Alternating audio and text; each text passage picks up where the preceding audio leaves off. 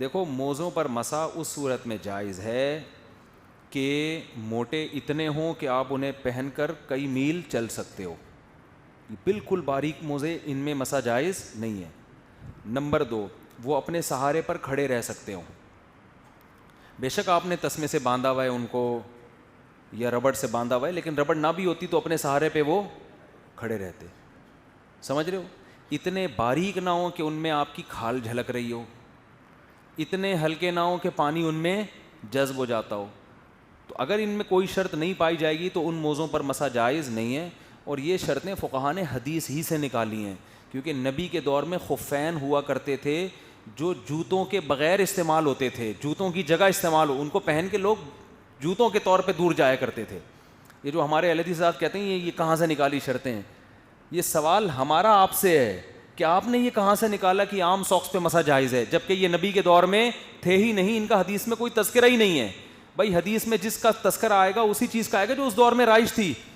ان میں سب سے پہلی علامت یہ کہ وہ ایسے موزے ہوتے تھے جو شوز کی جگہ استعمال ہوتے تھے, آلٹرنیٹ تھے شوز کا, جوتوں کے قائم مقام تھے.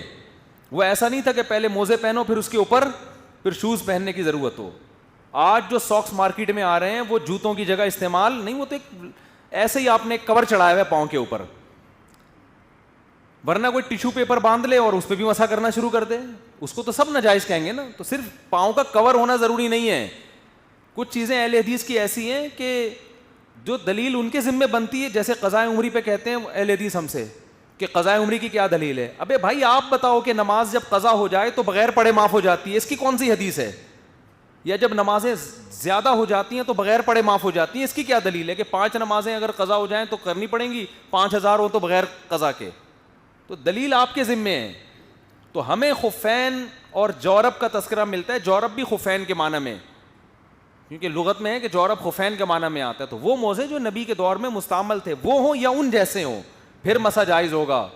ورنہ قرآن نے پاؤں دھونے کا حکم دیا ہے, قرآن کی آیت کو کمزور دلیل کی بیس پہ اپنے اجتہادات کی بیس پہ آپ ترک نہیں کر سکتے. اور نماز میں بہت احتیاط والا مسئلہ ہے. اب تو اس عرب میں ایسا رواج ہو گیا ہے کہ وہ یہ ساکس پہنے ہوئے ہوتے ہیں, یوں ہاتھ مارا اور پاؤں دھونا ہی چھوڑ دیا ان لوگوں نے.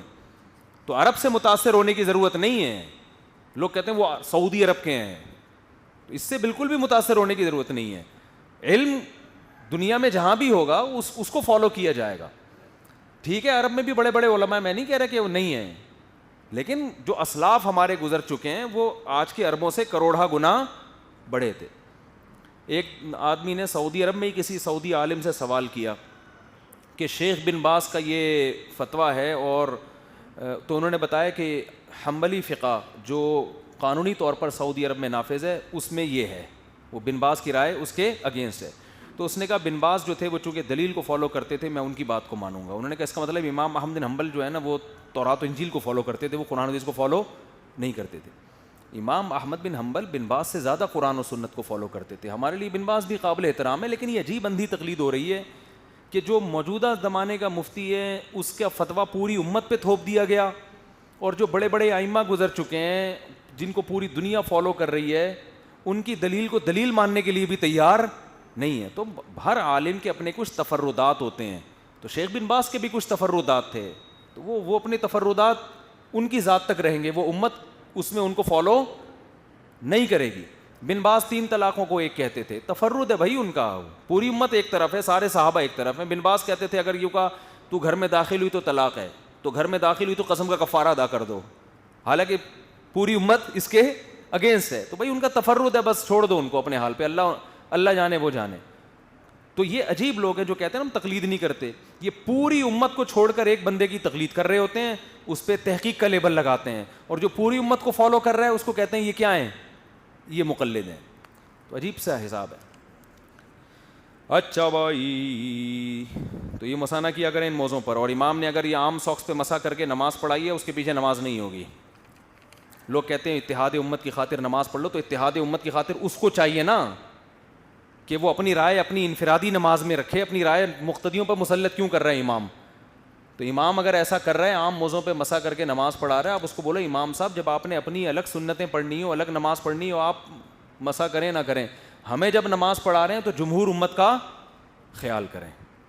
تاکہ ہمیں اطمینان ہو. تو اتحاد اس کی ذمہ داری ہے امام کی کہ وہ ایسے مسلک کو فالو نہ کرے جو شاذ ہو.